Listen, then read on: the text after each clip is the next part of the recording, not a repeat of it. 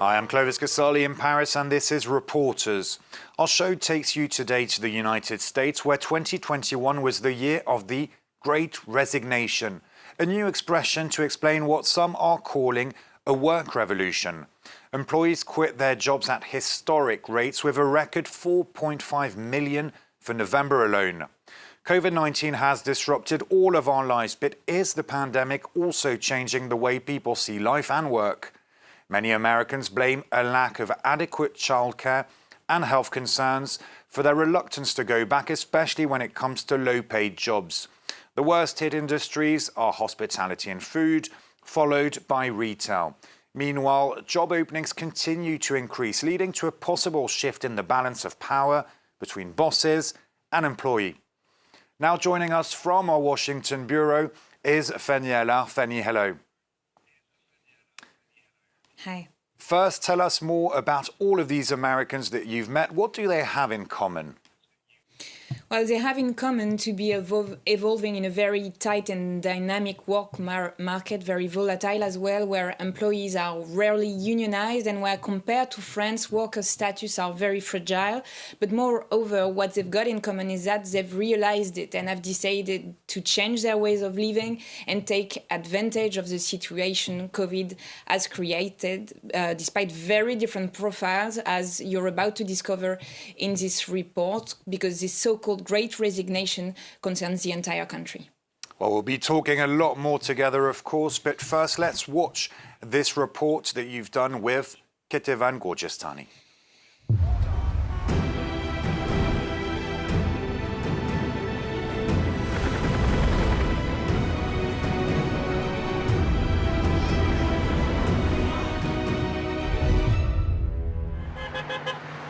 Honking in solidarity with the Kellogg's factory workers. Since early October, 1,400 workers from 4 Kellogg's plants have been on strike. In Memphis, some have been picketing outside the plant day in and day out, calling for better working conditions for all employees. We got the steel workers in the house. We got the Teamsters in the house. We got the stagehands in the house. Y'all's ability to fight and say no to Kellogg's, it inspires folks across the country. It's the strike wave that's inspiring folks to fight back. Kellogg's workers are calling out what they see as an unfair wage system for newer employees. The new plan would give them $18 an hour instead of $30. Kevin Bradshaw, a Kellogg's employee and union leader, believes the pandemic was a wake-up call for workers. The company made over $380 million in 9 months. They gave themselves 158% bonuses, and we got a bonus for $500 for risking our lives, and ultimately had several members who died from COVID-19. We worked the entire pandemic, no let-up, no light days, no call-offs. We were called heroes, but now we're being treated as zeros. COVID woke a lot of workers up because you're working and you're sacrificing, you're coming to work and making these companies money every day, and you're just asking for a little bit. You're not asking for a whole lot. So I think people are waking up behind that. Another point of contention, working hours. Demand for cereal in the U.S. jumped during the pandemic, and to keep up, employees were asked to work 12 to 16 hours a day, 7 days a week. On the day of filming, Kellogg's made a proposal which was unanimously rejected. The union leaders, like myself, we support what the members decide, so that decision was to reject the contract. Enough is enough, and Kellogg's is not needed, they're just being greedy. So if this contract is not enough for the members, then we're willing to stay here one day longer, one day stronger than them. Bradshaw has been working at Kellogg's for 20 years, packaging cereal for distribution. Right here is where we have shipping and receiving. To get employees back to work, Kellogg's has threatened to replace them or even to relocate overseas if the strike doesn't end. But Bradshaw believes this strategy no longer works. They know that they cannot run without us. We make Kellogg's because we are Kellogg's. Right now, they're dealing with people who don't care about being there, people who they can't keep there. People have been quitting day in, day out, and they want to put more pressure on us to try to say that they're going to permanently replace us. And we say, try it. After nearly 3 months on strike, the union agreed to a new 5-year collective bargaining agreement with Kellogg's, calling it a victory for workers. I'm finally free. You should be so proud. The COVID-19 pandemic has deeply transformed the workplace, but also the workforce. Most industries are finding it hard to hire, like Farhad Otmani, who runs a limo service in Memphis. Fax limousine. Before the pandemic, he had 6 drivers for his 14 cars, but now they're all gone. I need a driver so bad, but there is no driver. I'm trying to hire. I need at least, 3 drivers to just maintain what we have now. And now I'm back behind the wheel driving for that reason. My wife and I, we're putting easy between 90 to 100 hours a week. I would say easy last August and September, easy losing $3,000 a week just from turning down business. Otmani also owns a coffee shop in Memphis where he's having the same problems with hiring. He's had to lend a helping hand to his one and only waitress in order to keep the place running. I never thought one day I would be making drinks,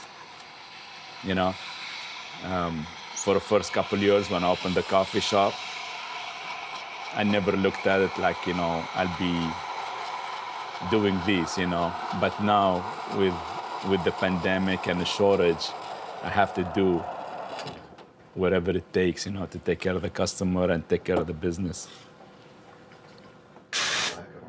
In order to hire, Otmani is willing to pay more than Tennessee's minimum wage of $7.25 an hour.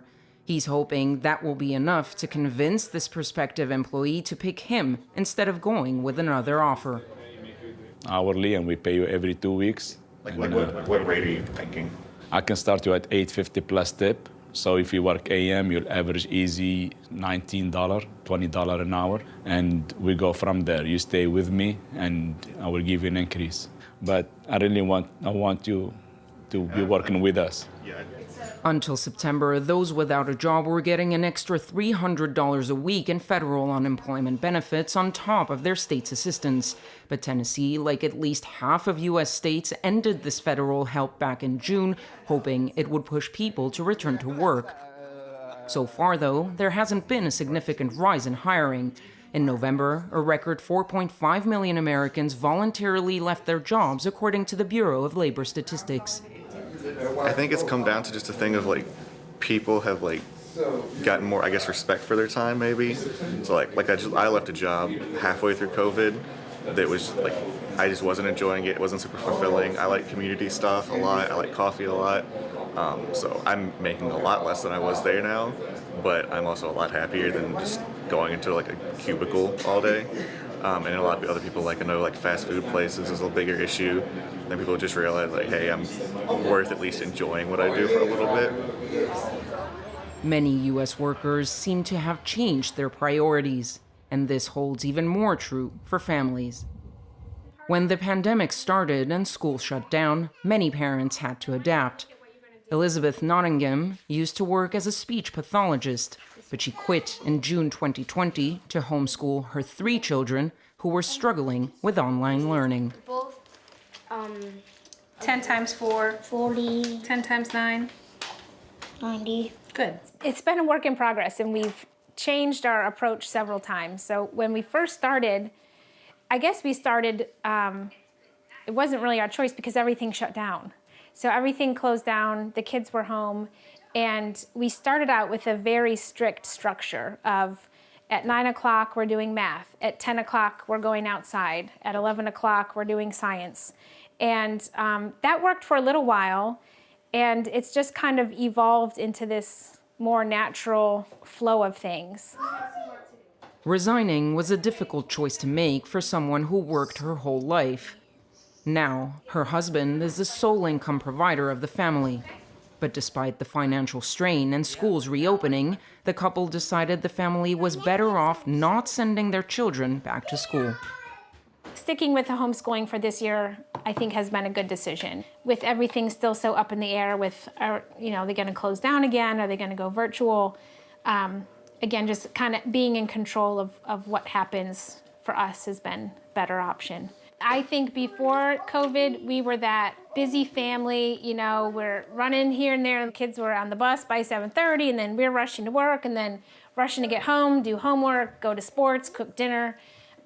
It's just kind of slowed down our pace of life a little bit. And the priority really became the health and safety of our kids and our family. We just can't go back to the way we were living before.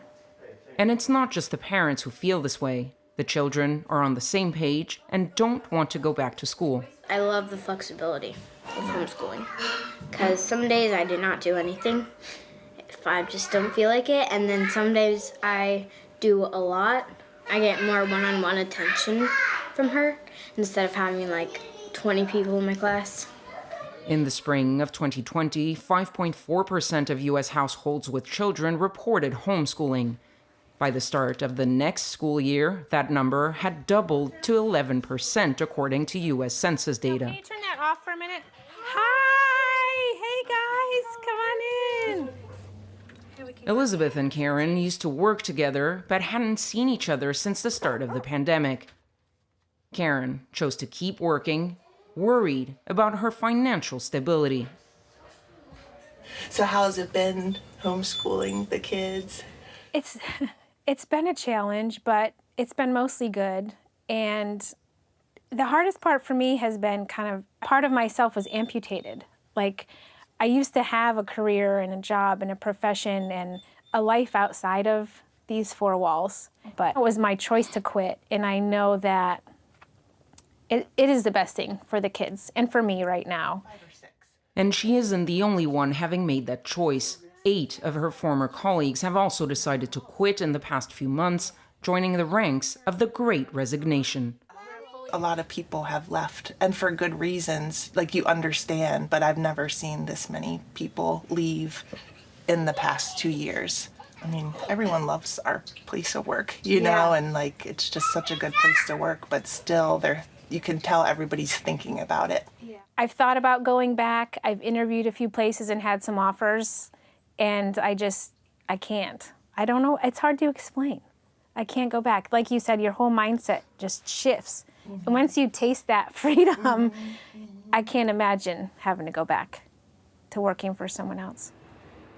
According to the Bureau of Labor Statistics, the U.S. ended 2021 with 6.3 million Americans unemployed, but more than 10 million unfilled jobs, a sign that the way Americans view work has profoundly changed. For Kevin Bradshaw, the union leader working for Kellogg's, the Great Resignation is a result of American workers finally realizing their worth. I think the post-COVID is going to be based upon how companies really want to survive by investing in their workers. If you're not going to invest money into your workers, you're not going to have a workforce. You're putting profits over people. But they don't want to return a profit. They want all the profit. They want to maximize profits. So anytime you want to maximize profits over people, you're going to get what you got now. People not wanting to go to work because of the wage shortage. It's not the labor shortage, it's the wage shortage. The pain was already there, it's just someone just woke up, you know. I can feel it now, it's ouch, it hurts really bad. I'm tired of hurting like this, and that's what it is, it's just a wake-up call. So that's what you got going on, people just waking up.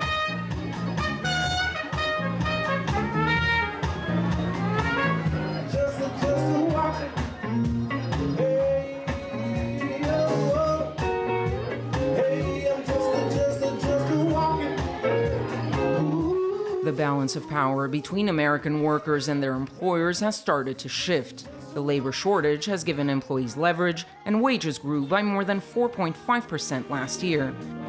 And the Great Resignation is expected to continue in 2022 as Americans keep quitting their jobs in search of higher pay and better benefits.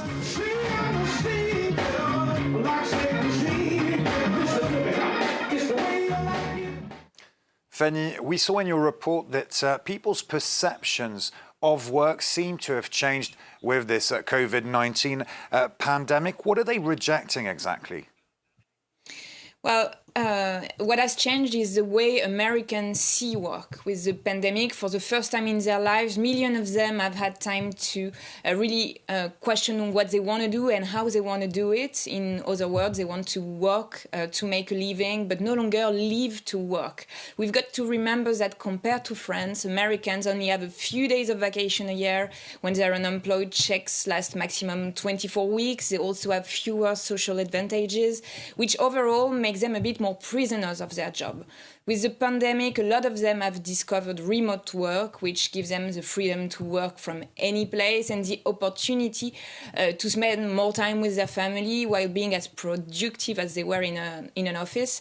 Others don't want to accept low wages and extra hours anymore, especially in service industries, as you mentioned. And this labor shortage caused by the Great Resignation gives them unprecedented leverage over employers.